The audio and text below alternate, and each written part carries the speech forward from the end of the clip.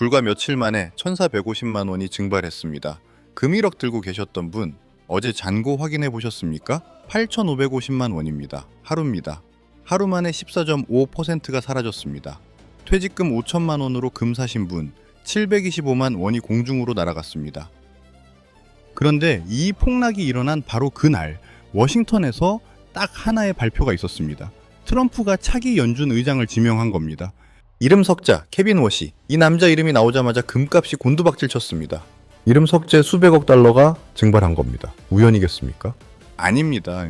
지금 베이징에서는 시진핑이 자기 혈맹까지 숙청하면서 금을 사재기하고 있고, 워싱턴에서는 트럼프가 비트코인을 국가자산으로 비축하겠다고 나섰습니다. 두 거인이 동시에 전쟁 채비를 하고 있습니다. 그리고 여러분, 그 전쟁의 한가운데에 여러분의 금 통장이 놓여 있습니다. 오늘 브이레이더는 이 전쟁의 정체를 낱낱이 해부하겠습니다. 첫째, 중국이 15년에 걸쳐 미국 국채를 반토막 내고 금을 사재기한 진짜 이유. 둘째, 시진핑 체제 균열이 금 시장에 몰고 오는 핵폭풍의 정체. 셋째, 여러분의 금을 지키는 행동 강령 3원칙. 특히 마지막 3원칙은 노후 자산의 생사를 가릅니다. 끝까지 보시기 바랍니다. 이야기의 시작은 2013년입니다. 그해 중국은 미국 국채를 1조 3,167억 달러어치 들고 있었습니다. 미국한테 가장 많은 돈을 빌려준 나라. 쉽게 말하려면 미국의 가장 큰 돈줄이었습니다. 여러분, 2025년 말 기준 이 숫자가 6,830억 달러로 쪼그라들었습니다. 15년 만에 반토막입니다. 전체 외국인 보유 비중도 7.3%로 떨어졌습니다.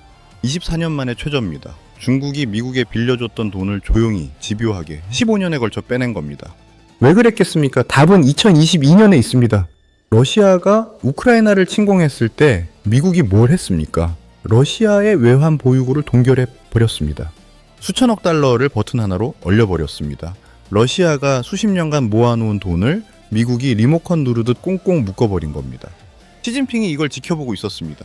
등골이 서늘했을 겁니다. 대만 문제로 미국과 충돌하면 우리 돈도 저렇게 된다. 이 공포 하나가 중국 전체를 움직였습니다. 이게 내 돈과 무슨 상관이냐고요? 여러분, 중국이 미국 국채를 팔면은 미국 국채 금리가 올라갑니다. 미국 금리가 오르면은 한국 금리도 올라갑니다.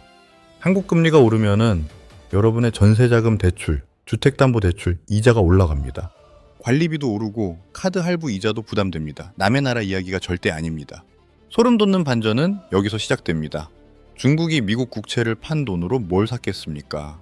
금입니다. 중국 인민은행이 15개월 연속 금을 사 모았습니다. 공식 보유량 2,338톤, 금으로만 3,095억 달러, 우리 돈 약 540조 원어치를 금괴 쌓아놓은 겁니다. 왜 하필 금이냐? 비유를 하나 드리겠습니다. 전쟁이 코앞인데 현금을 어디에 넣으시겠습니까? 은행에 넣으면은 전쟁 나서 은행이 문 닫으면은 끝입니다. 집 금괴 넣어야 내가 직접 쓸 수 있습니다. 미국 국채는 은행 예금과 같습니다. 미국이 버튼 하나 누르면 동결됩니다. 그런데 금 덩어리는요? 물리적으로 금괴 들어있으니까 미국 대통령이 와도 유엔이 결의해도 손댈 수 없습니다.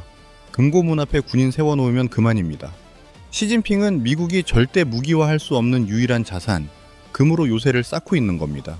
여러분, 그런데 중국은 금을 단순히 쌓아두는 게 아닙니다. 금을 위안화와 연결시키고 있습니다. 최근 캄보디아가 금 거래를 할 때 달러가 아니라 위안화로 결제하기로 합의했습니다. 그 금 실물은 상하이 금거래소에 보관합니다. 달러 없이도 금 거래가 된다는 선례를 만든 겁니다. 상하이 금거래소는 뉴욕, 런던과 다릅니다. 서양은 종이 위에서 금을 사고 팝니다. 실물 없이 계약서만 왔다 갔다 합니다. 상하이는 진짜 금덩어리가 오갑니다.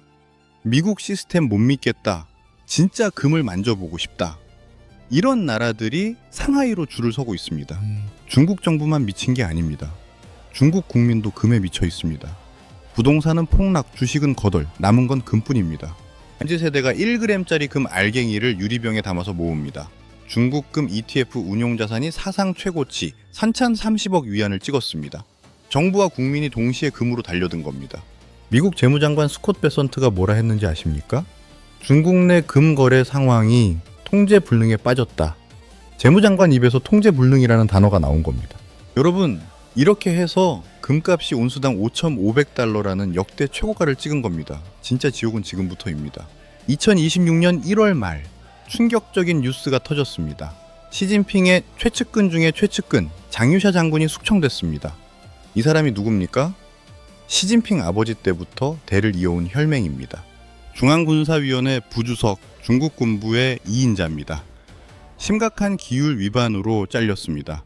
아버지 때부터 이어진 혈맹을 자릅니다. 이건 두 가지를 동시에 뜻합니다. 시진핑이 이견을 더 이상 참지 않겠다는 것, 그리고 역설적으로 군부의 불만이 걷잡을 수 없이 커졌다는 것. 최고 군사 지도부 7명 중 상당수가 공석이거나 교체됐습니다. 중국군의 의사결정 체계에 심각한 구멍이 뚫렸다라는 분석이 나옵니다. 군부만 흔들리는 게 아닙니다. 중국 경제가 바닥입니다. 부동산 붕괴, 청년 실업률 공식 통계만 20% 초과, 실제는 훨씬 심각합니다. 대학 나온 젊은이들이 일자리를 못 구합니다. 이 고통이 단순한 불만을 넘어서 체제에 대한 분노로 바뀌고 있습니다. 지방 소도시와 대학가에서 산발적 소요 사태가 보고되고 있습니다. 여러분, 독재 체제가 가장 위험해지는 순간이 언제인지 아십니까? 안에서 불이 났을 때입니다. 안에서 불이 나면 밖으로 돌립니다. 시진핑이 대만을 향해 더 공격적으로 나오게 됩니다. 군사 긴장이 높아지면 금값이 요동칩니다. 전쟁 위기는 금값의 로켓 연료이기 때문입니다. 이게 내 돈과 무슨 상관이냐고요? 직접적으로 상관이 있습니다. 시진핑 체제가 흔들리면 금값의 두 개의 시나리오가 펼쳐집니다. 첫 번째, 체제 불안이 심화되면 중국 정부는 금을 더 사모읍니다. 내부가 불안할수록 외부 자산을 단단히 틀어줍니다. 위안화 가치를 지키려면 금이 필요합니다. 금은 위안화의 닻입니다. 닻이 무거울수록 배가 안 흔들립니다. 이 경우 금값은 온스당 6,000달러를 가볍게 돌파합니다. 두 번째, 체제 위기가 극단으로 치달으면 중국이 2003번 8톤의 금을 시장에 무자비하게 내던지게 됩니다. 전쟁 자금이 급하거나 위안화 방어를 위해 외화가 절실할 때 금을 현금화하는 겁니다. 540조 원어치 금이 쏟아지면 시장이 폭격을 맞습니다. 금값은 나락입니다. 이 두 시나리오가 동시에 존재합니다. 지금 금 시장은 롤러코스터 꼭대기에 서 있는 겁니다. 위로 갈지 아래로 떨어질지 시진핑의 다음 한 수에 달려 있습니다. 소름 돋는 반전이 하나 더 있습니다. 미국이 가만히 있겠습니까? 트럼프가 케빈 워시를 지명한 날 금값이 14.5% 폭락했습니다. 케빈 워시는 강경 긴축파입니다. 금리를 올리고 달러를 강하게 만들겠다는 사람입니다. 달러가 강해지면 금값은 내려갑니다. 시소와 같습니다. 여러분, 곰곰이 생각해 보십시오. 중국이 15개월 동안 매달 금을 사 모았습니다. 그 금의 가치를 미국이 단 하루 만에 깎아버렸습니다. 인사카드 한 장이 수백억 달러짜리 폭탄이 된 겁니다. 금이 안전자산이라고요? 거인들의 손바닥 위에 놓인 체스 말일 뿐입니다. 안전한 자산은 이 세상에 없습니다. 거인들이 허락해야 안전한 겁니다. 여기에 일본이라는 숨겨진 뇌관까지 있습니다. 일본의 GDP 대비 부채가 2%의 차, 9%, 세계 1위입니다. 금리를 올리기 시작하면서 부채 이자가 1년 만에 10.8% 급증했습니다. 일본 금융기관들이 이 비용을 감당하려고 보유 중인 미국 국채를 팔고 있습니다. 약 1조 2천억 달러가 일본으로 돌아가는 중입니다. 중국이 미국 국채를 팔고 일본까지 미국 국채를 팝니다. 미국의 가장 큰 두 채권자가 동시에 등을 돌린 겁니다. 전문가들이 10조 달러 쓰나미라 부르는 현상의 본질이 이겁니다. 이게 내 돈과 무슨 상관이냐고요? 미국 국채 금리가 오르면은 전 세계 금리가 오릅니다. 한국도 예외 없습니다. 변동금리 대출 이자가 오르고 원화는 약세가 되고 수입 물가가 치솟습니다. 기름값, 가스값, 장바구니 물가 전부 오릅니다. 생각해. 금값은 롤러코스터, 금리는 올라가고 물가는 뛰고 여러분의 자산이 사방에서 공격당하는 겁니다. 여러분, 여기서 끝이 아닙니다. 세 번째 거인이 등장합니다. 브릭스입니다. 중국, 러시아, 인도, 브라질, 사우디까지 묶인 신흥 강대국 연합이 달러 없이 무역하겠다며 새 결제 시스템을 만들고 있습니다. 이름이 유닛입니다. 금 40%와 회원국 통화 60%로 구성된 디지털 무역 화폐입니다. 2025년 10월에 이미 시범 운영을 시작했습니다. 이게 왜 무섭냐? 지금까지 국제 무역은 전부 달러로 했습니다. 사우디 석유를 사려면 달러가 필요했고 브라질 철광석을 사려면 달러가 필요했습니다. 유닛이 돌아가기 시작하면은 달러 없이도 석유를 사고 철을 사고 곡물을 살 수 있습니다. 달러의 존재 이유가 줄어드는 겁니다. 금이 단순히 금괴 모셔두는 자산이 아니라 실제 무역에서 돈처럼 쓰이기 시작한다는 뜻입니다. 스펀지가 물을 빨아들이듯 브릭스 국가들이 유닛 발행을 위해 전 세계에 금을 빨아들이고 있습니다. 2025년 세계 금 수요가 사상 처음 5,000톤을 돌파한 배경이 이겁니다. 여러분, 달러 중심 세계가 흔들리면은 원화도 흔들립니다. 한국은 수출의 20% 이상을 중국에 의존합니다. 위안화가 강세를 타면 원화도 끌려갑니다. 원화가 약해지면 수입 물가가 오릅니다. 마트에서 사는 기름, 밀가루, 과일값 전부 오릅니다. 한국 정부도 위기를 감지했습니다. 2026년 상반기에 원화 국제화 로드맵을 발표합니다. 외환보유고의 달러 비중을 60%에서 50%로 줄이겠다는 겁니다. 빠진 10%를 금과 위안화로 채웁니다. 정부조차 달러 올인은 위험하다고 판단한 겁니다. 정부가 움직이기 시작했다는 건 상황이 그만큼 심각하다는 뜻입니다. 정부는 항상 늦게 움직이니까요. 다각화를 발표했다는 건 위기가 이미 코앞이라는 신호입니다. 미국도 카드를 꺼냈습니다. 압류한 32만 개 이상의 비트코인을 국가 전략 자산으로 비축하겠다라는 계획입니다. 중국이 금으로 요새를 쌓으니까 미국은 비트코인으로 디지털 요새를 쌓겠다는 겁니다. 거인들은 달러 단일 시스템이 영원하지 않다는 걸 이미 알고 있습니다. 우리만 모르고 있었습니다. 여러분, 이제 가장 중요한 이야기를 하겠습니다. 여러분의 금을, 여러분의 자산을 어떻게 해야 하는가?